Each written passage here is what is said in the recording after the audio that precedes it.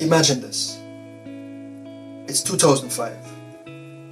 My country is in the middle of a devastating flood. One that's going to cost around 60% of its GDP. I have cousins, aunts, and uncles all packed into my house. My house sits high up on stilts in the traditional manner of building, but theirs were newer homes built with ground level floors. As a result, they have chest deep water in the lower floors of their homes. One aunt finally evacuates after seeing snakes swimming in the living room. So everyone ended up at my house. Days turned to weeks. The last finally left after 3 months. Aid was delivered to my village. The distribution went house to house, but no one came to my home or to my neighbors. What was so different about us? Throughout this experience, one of the things that struck me most was how different groups of people had widely similar experiences of the same physical event. At one village, the entire community was living on the highway, the only dry place left. Just down the road, there were people on jet skis making the most of their flood experience. How could there be such different contexts to the same event? Why were people's experiences so drastically different? Later, as a researcher, communities told me about how emergency releases of water from conservancies in one administrative region affected residents in the neighboring regions. This gave some insight into the unintended consequences of decision making. The people deciding to release that water were only thinking about how it would affect persons living in their area of responsibility, not about the people on the other side of the river.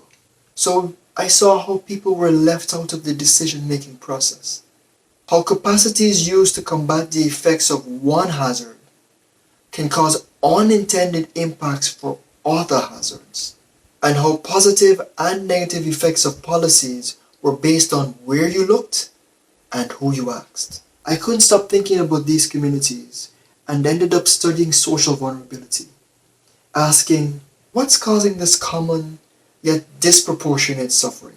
One of the challenges I found was that decision makers were relying on generic models to figure out where to put resources, where to invest in mitigation, how to spend their money.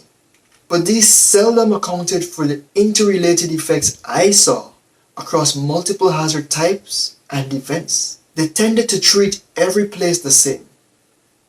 But not every community sits on stilts like my home.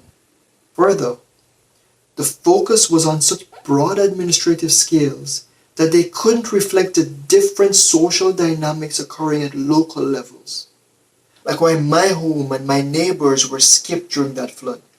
My research now aims to improve those decision-making tools. I work with physical scientists and emergency managers to understand the hazards at play in their area and the types of resources and strategies in place to combat these. I also meet with communities to identify the livelihoods they employ, their interaction with other communities, and what all this means for how they are impacted by hazard events.